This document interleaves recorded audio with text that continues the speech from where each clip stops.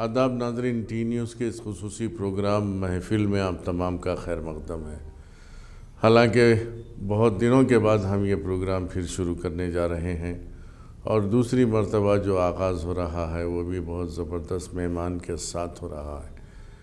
आज हमारे साथ अचानक एक बहुत ही मशहूर व मारूफ़ बैनुल अक़वामी शोहरत याफ्ता शायरा मोहतरमा लता हया साहिबा हैदराबाद में थी। हमारे ऑफ़िस भी आज तशरीफ़ लाई तो हमने मुनासिब समझा कि आज उनका एक इंटरव्यू किया जाए। और आज हम शायरी से हट के थोड़ी दूसरी बात करते हैं। लता हया जी कई खूबियों की हामिल हैं।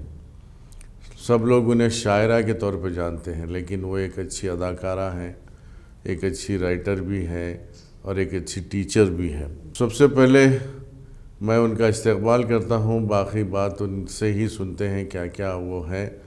तो लता हया जी आपका खैर मक़दम है। फिर एक बार जब भी आप हैदराबाद आते हैं माशाल्लाह टी न्यूज़ को नहीं भूलते आप। शुक्रिया, आदाब जी। जी, तो सबसे पहले मैं मुबारकबाद देना चाहूँगा उस फिल्म का जिसमें आपने अमीना का रोल अदा किया। नाज़रीन आपको बताता चलो, अमीना का रोल, अमीना जो लड़की हैदराबाद की थी, कुछ बरस पहले एक शेख से उस नाबालिग लड़की की शादी की जाती है ज़बरदस्ती।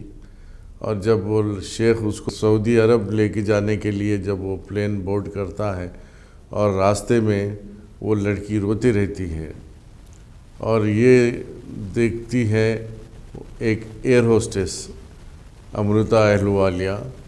अमृता का ताल्लुक़ भी हैदराबाद से था। तो वो जाके दरियाफ़्त करती है लड़की से कि क्या बात है, क्यों रो रही हो। तो उससे पता चलता है कि उसकी शादी ज़बरदस्ती एक बूढ़े शेख से की गई है, सिर्फ गुर्बत की वजह से। उसके वालिद ने कुछ पैसों की खातिर उसकी शादी उससे करा दी थी। उस अमीना पर एक फ़िल्म बनी मुंबई में। तो मुंबई में फ़िल्म बनी, हालांकि लड़की हैदराबाद की। अमीना की फ़िल्म बनी और इतनी खामोशी से बनी, बिना पब्लिसिटी के। तो गोरेगांव में उस फिल्म ने थिएटर में 100 हफ्ते मुकम्मल किए हैं। यानी कि silver jubilee, golden jubilee, diamond jubilee सब हो गई, प्लैटिनम जुबली भी हो गई। लेकिन उस फिल्म के प्रोड्यूसर डायरेक्टर ने उसकी पब्लिसिटी करना मुनासिब नहीं समझा और वो फिल्म बहुत पसंद की जा रही है, खामोशी से चल रही है वो फिल्म। और उस फिल्म का ज़िक्र मैं इसलिए कर रहा हूँ कि उस फिल्म में अमीना की माँ का रोल लता जी ने किया है। लता जी कितनी अच्छी एक्ट्रेस भी हैं, एक अच्छी अदाकारा हैं, शायरा तो वो ज़बरदस्त है। तो आप पहले से अदाकार हैं या बीच में कुछ? नहीं, मैं मुशायरों में आने से पहले ही बहुत थिएटर करती रही थी और जिसको बोलते हैं, मैं शुरू से ही AIR पे और दूरदर्शन पे मैंने काफ़ी काम किया, सीरियल्स किए। मुशायरों में बल्कि बाद में आई हूँ। मैं थिएटर और ड्रामा तो बहुत पहले से कर रही थी। अच्छा, एक सीरियल था आपका बहुत मशहूर हुआ था सीरियल, अलिफ लैला। अलिफ लैला, हाँ। जी हाँ, उसमें कितने हमीरा जावेद। एपिसोड हुए थे उसके? बहुत थे। अलिफ लैला तो बहुत लंबा सीरियल था और हर उसमें अलग अलग कहानियाँ थी जो बहुत बहुत एपिसोड तक खींची जाती थी। मेरा भी एक कहानी में हमीरा जादूगर ने का रोल आया था, काफ़ी लंबा चला था, बहुत लंबा, अलग अलग कहानियाँ 35-40 एपिसोड तक जाती थी। उस तावीज़ की वजह से शहजादा तालिब मुझे जादुई गोले में नजर नहीं आता और मुझे ये पता ही नहीं चलता कि वो इस वक्त कहाँ है और क्या कर रहा है। और तलवार सुलेमानी, उससे मैं नहीं डरती, मगर अक्लमंदी इसी में है कि दुश्मन से हथियार छीन लेना चाहिए।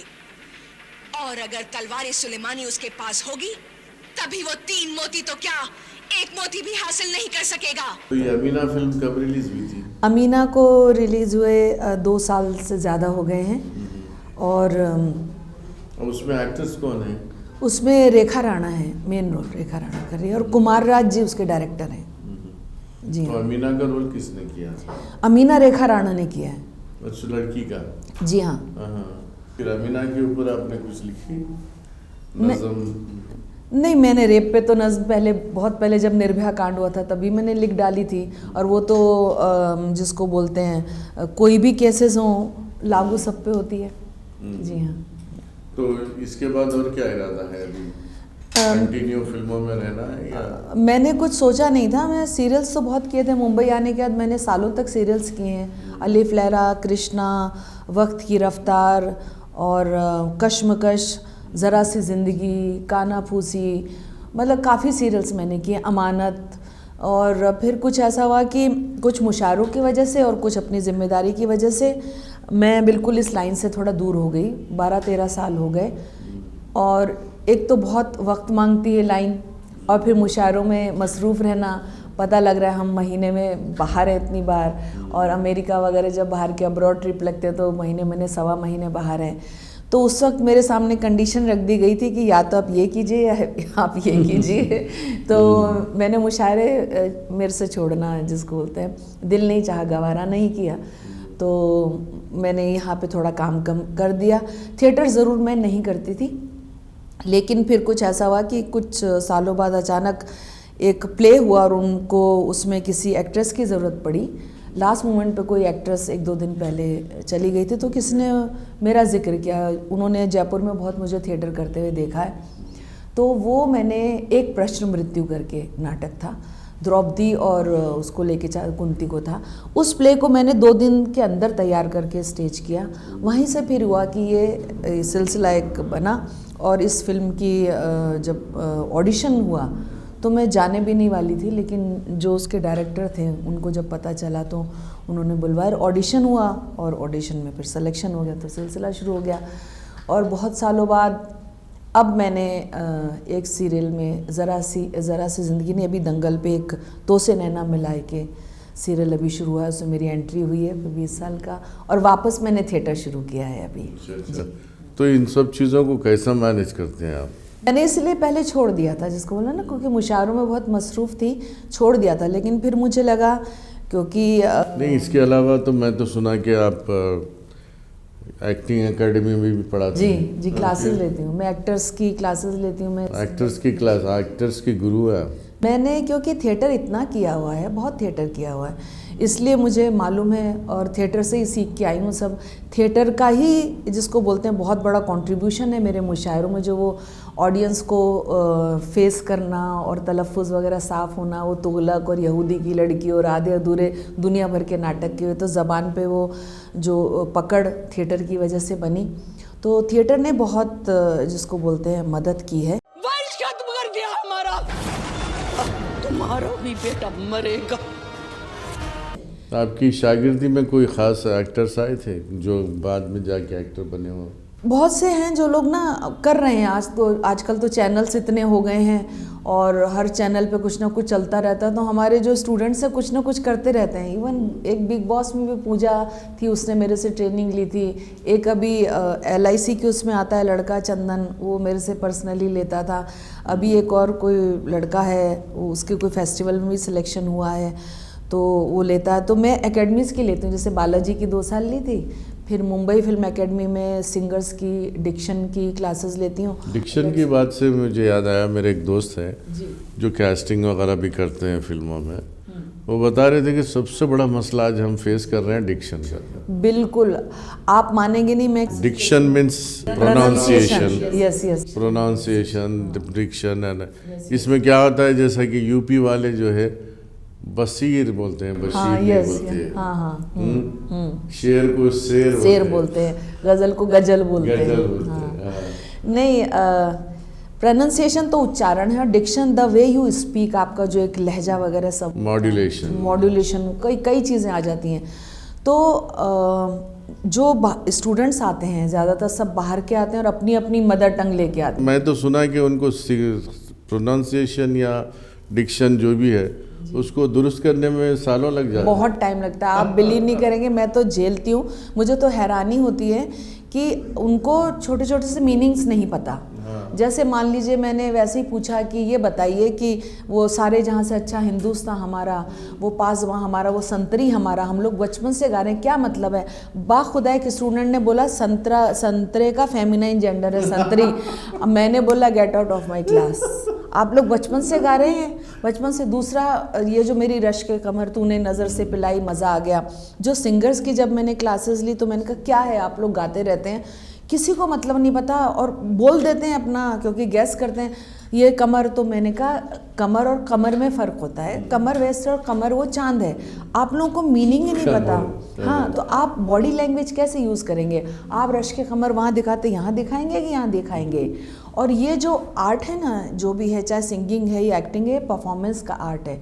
आप अगर सिंगर भी हो तो भी आपको अदाकार होना पड़ता है, और आप अगर अदाकार हैं, एक्टर हैं, तो होना ही पड़ता है। और आपको अगर मीनिंग नहीं पता तो आप जस्टिफाई नहीं कर सकते उन वर्ड्स को, वो फील ही नहीं आ सकता, वो एक्सप्रेशंस कैसे देंगे? आपकी बॉडी लैंग्वेज बिल्कुल मैच नहीं होगी। तो मुझे हैरानी होती है कि सब उठ के जिम में अपनी बॉडी बना रहे हैं, कपड़ों पे ध्यान दे रहे हैं, ड्रेसेस पे, इन पे, सब पे, लेकिन मेकअप वेकअप, लेकिन ज़बान पे कुछ भी नहीं। तो मैं हमेशा बोलती हूँ कि अगर ज़बान नहीं है तो कुछ भी नहीं, आप सिफर, आप ज़ीरो हैं। हालांकि देखिए, एक चीज़ है, हमेशा हम भी बात करते हैं, हिंदुस्तान की हर हिंदी फिल्म में उर्दू के बगैर काम नहीं चलता। जी बिल्कुल, हाँ। लेकिन उससे हिंदी फिल्म कहते हैं, उर्दू फिल्म नहीं कहते। और गाने उर्दू में होते हैं। जी हाँ, बिल्कुल। और अब आप देखिए डायलॉग सारे के सारे उर्दू में रहते। और जैसे कि बड़े बड़े अदाकार थे, धर्मेंद्र थे, राजकुमार थे, राजेंद्र कुमार, दिलीप कुमार, ये सब उर्दू में डायलॉग्स लिख के पढ़ते थे। आज तो मैं सुना कि तो ये डिक्शन के बारे में अगर बात करें तो आपके बारे में भी मैं सोचता हूँ अक्सर कि आपका ताल्लुक़ राजस्थान से और आपका ताल्लुक़ ब्राह्मण घराने से, उर्दू से दूर दूर तक पता नहीं चलता, कोई ताल्लुक़ ही नहीं है। लेकिन आज ये आलम है कि आपकी मिसाल देते हैं लोग उर्दू के बारे में। तो आपको भी इसमें कुछ ट्रेनिंग लेना पड़ा डिक्शन के मामले में, तलफ़ुज़ के मामले में? नहीं, ये वक्त के साथ अपने आप जिसको बोलते हैं इम्प्रूवमेंट होता गया, क्योंकि मुझे शुरू से ही शौक़ रहा है। मैं आर्ट लवर रही हूँ, मैं म्यूज़िक लवर में रही हूँ, थिएटर मैंने किया ही है, लैंग्वेजेस से मुझे प्यार रहा ही है। तो शुरू से थोड़ा सा ध्यान दिया हिंदी वगैरह पे, तो और फिर वही हुआ कि धीरे धीरे था, शुरू से स्कूल कॉलेजेस में कंपटीशन में। नहीं, आप उर्दू भी लिखती है ना, तो आप तो सीखना पड़ा होगा ना उर्दू। हाँ, मैंने थोड़ी सी जिसको बोलते हैं ना, हार्डली 10 या 15 मिनट की, बस इतना मैंने समझा कि आप कायदे लाके या जो उसके अल्फ़ाबेट्स होते हैं, अलिफ बे ते, वो आप उसका पढ़ना स्टार्ट कीजिए। क्योंकि मैंने महसूस किया कि आप अगर उर्दू मुशायरों में जाते हैं तो बहुत मीटर गड़बड़ हो जाता है। इसकी स्पेलिंग अलग है, उसकी स्पेलिंग अलग है। हालांकि हिंदी में शायरी होती है उर्दू के अल्फाज का सहारा लेके, लेकिन मैंने मुनासिब समझा। दिक्कत पेश आने लगी थी जब कोई आपको वो करता, स्लिप भेजता है, कोई फरमाइश करता है, या उस वक्त ख़तो किताबत सब होती थी, उर्दू में लेटर्स आते थे, बैनर पे कुछ लिखा हो, तो मैंने ज़रूरत महसूस की। और ज़रूरी भी है, अगर आप मंच में हो तो मुझे लगता है कि आपको नहीं लगता कि उर्दू आहिस्ता आहिस्ता सिर्फ मुशायरों की हद तक होकर रहेगी? देखिए, दोनों बातें हैं। हम लोग आम जिंदगी में भी उर्दू बोलते हैं, बस ये है कि हम उसको महसूस नहीं करते, गौर नहीं करते। आप बताइए, एक आम इंसान भी उर्दू बोलता है, बच्चा भी उर्दू बोलता है, क्योंकि वो हमारी ज़िंदगी में इतनी घुल मिल गई है। शुद्ध हिंदी कौन बोलता है? शुद्ध इंग्लिश भी कोई नहीं बोलता। तेलंगाना में हमारे गैर मुस्लिम भाई भी उर्दू बोलते हैं, हैदराबाद में। हाँ, वही मैं बोल रही हूँ।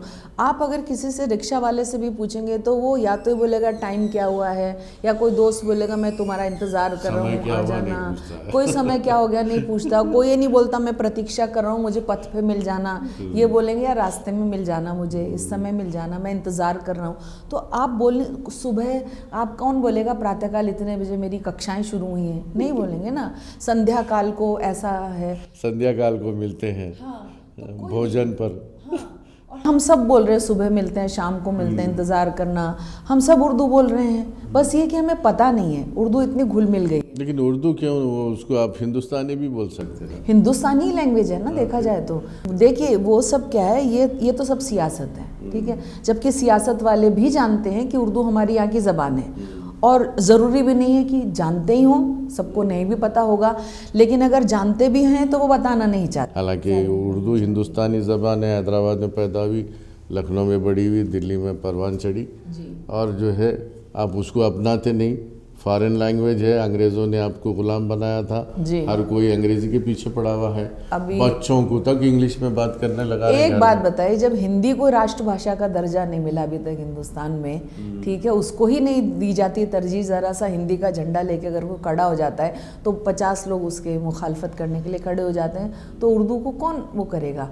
और लेकिन अगर उर्दू यहाँ की वो नहीं होती तो वो स्टेट्स की ऑफिशियल लैंग्वेज कैसे होती। एक इंग्लिश तो एक्सेप्शन है ना, बाकी तो हमारे संविधान की जितनी भी नहीं, और एक सूचियों चीज़ उसमें ये ये भी है, है। लोग बोलते हैं कि भाई नहीं भाई उर्दू पढ़ाने से नौकरियां नहीं मिलती, उर्दू पढ़ा, अरे उर्दू में तो मेडिकल कॉलेज था हमारे पास, उर्दू यूनिवर्सिटी थी, उस्मानिया यूनिवर्सिटी, तो क्या जब नहीं था।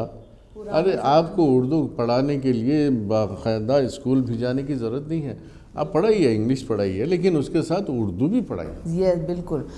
और पुराने ज़माने में तो उर्दू सब जानते थे, हमने देखा है हमारे घर में भी मामा जी सब उर्दू पढ़े लिखे हैं, मेरे हमारे बुजुर्ग वगैरह सब। पता नहीं अलग अलग जो फील्ड्स होते होंगे, मैंने तो कभी कमी महसूस नहीं। आप जो है एक ब्राह्मण घराने से होके आपका ताल्लुक़ उर्दू से तो क्या बहुत दूर तक मुसलमानों से भी नहीं रहा जी हाँ। तो आप उर्दू को अपना के आप इतना नाम कमा चुकी हैं सारी दुनिया में, उर्दू से इतनी मोहब्बत है, फिर उर्दू वालों को भी तो होना चाहिए ना उर्दू से। मैं हिंदी की वो बेटी हूँ जिसे उर्दू ने पाला है, अगर हिंदी की रोटी है तो उर्दू का निवाला है।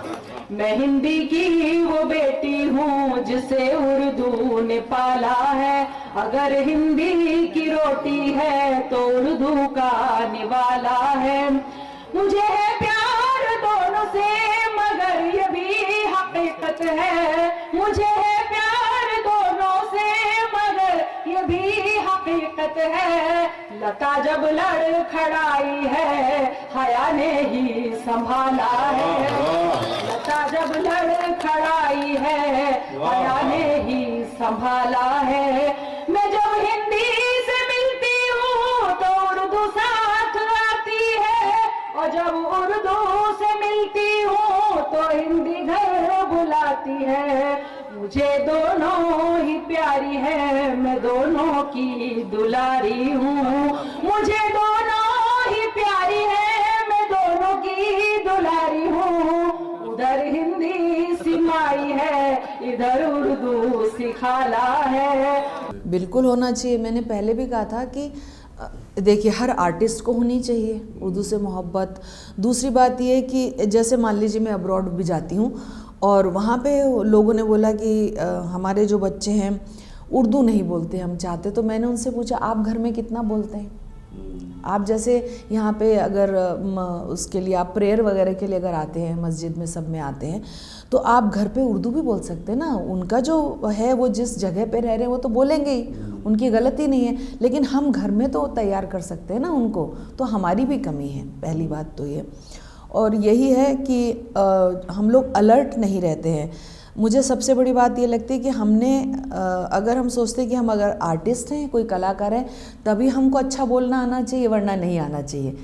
हर इंसान को मैं कह रही हूँ कि अच्छा बोलने का हुनर आना चाहिए और साफ बोलना चाहिए। जी हाँ। और हम लोग जो जैसा है बोल रहे हैं, क्योंकि कोई बंगाल से है, कोई बिहार से है, कोई महाराष्ट्रियन है, कोई कुछ है, तो वो अपने अपना लहजा, अपना अपना उच्चारण लेके साथ में अभी आते हैं। धुरंधर मूवी देख रहा था मैं, उसमें फर्स्ट धुरंधर में पाकिस्तानी जो कैरेक्टर्स दिखाए गए हैं, अपने हिंदुस्तानी एक्टर्स उसको निभा रहे हैं, फिर वहीं वो आ गया प्रोनाउंसिएशन सही नहीं है। उर्दू का जो तलफ़ुज़ होना चाहिए वो नहीं है। आप दाढ़ी लगा लो, आप कुछ भी कर लो, नाम मुसलमान का रख लो, पाकिस्तानी बन जाओ, आप तलफ़ुज़ पर ध्यान नहीं दे रहे।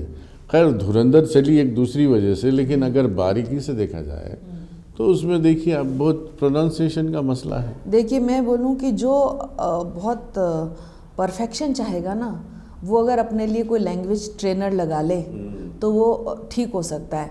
जैसे लता जी को दिलीप साहब ने कहा था, तो उन्होंने उन्होंने कोई मौलवी लगवाए थे पढ़ने के लिए। और आप देखिए लता जी के एक भी गाने में कहीं अगर कोई तलफ़्फ़ुज़ की गलती हो, और पुराने वक्त के तो सारे आर्टिस्ट और जो है सिंगर सब अच्छा गाते थे। आज के आप उसको छोड़ दीजिए, जबकि अफोर्ड करना उनके लिए कोई ऐसी बात नहीं है। लेकिन जो अच्छा आर्टिस्ट होगा ना, या थिएटर से निकला हुआ वो कभी गलत नहीं बोलेगा। जैसे आपने भी बात की, आप अमित जी को अगर देख लीजिए, अमित जी की हिंदी तो हिंदी है, इंग्लिश है तो इंग्लिश है, उर्दू बोलते हैं तो उर्दू बोलते हैं।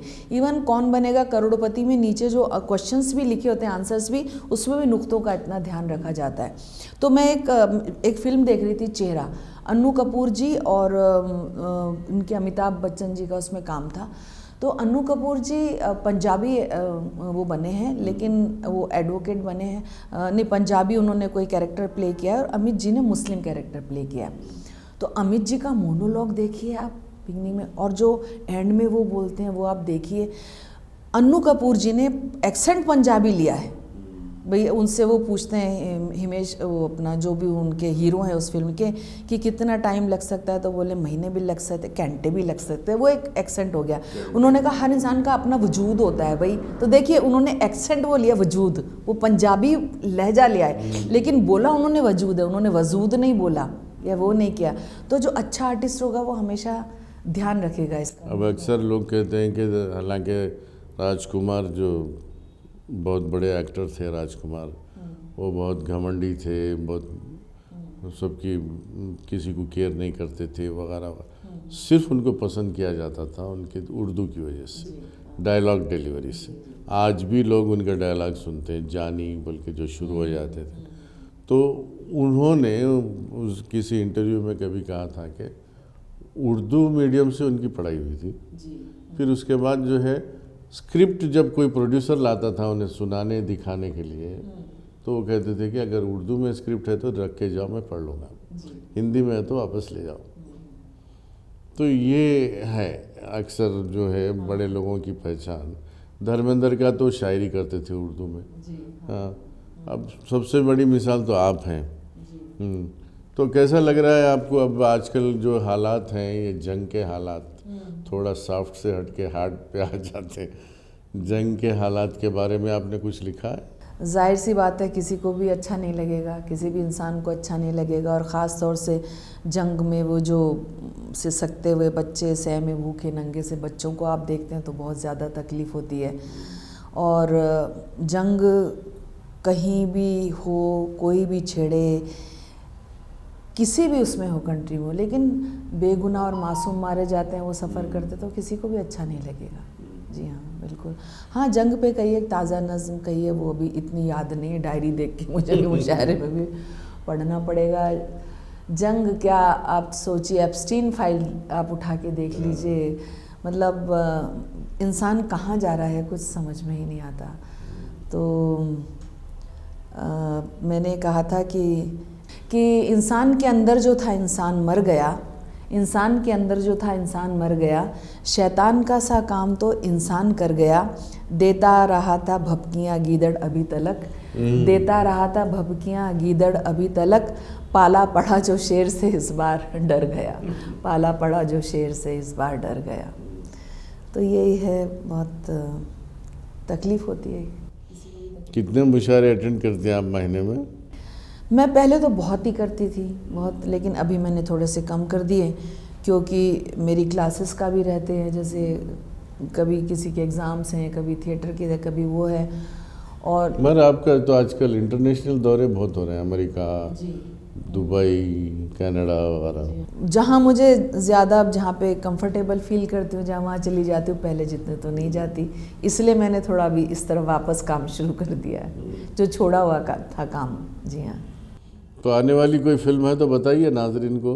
नहीं, फिल्म तो नहीं, फिल्म तो अभी एक ही की है। अभी मैंने एक सीरियल आता है तो उसे नैना मिलाए के दंगल में, उसमें अभी एंट्री हुई है कुछ, ये सेकंड सीज़न है। तो पिछली कहानी में जो 20 साल पहले का कुछ दिखाया था वो इंट्रोड्यूस किया है।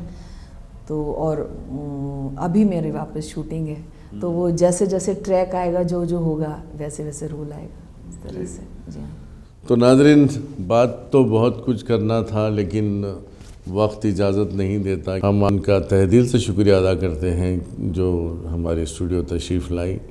और हम उनके लिए नेक तमन्नाओं का इजहार करते हुए उनका शुक्रिया अदा करते हैं। अब दीजिए इजाज़त क़य्यूम अनवर को। मिलते हैं अगले प्रोग्राम में। देखते रहिए टी न्यूज़, तेलंगाना के दिल की धड़कन। खुदा हाफिज़।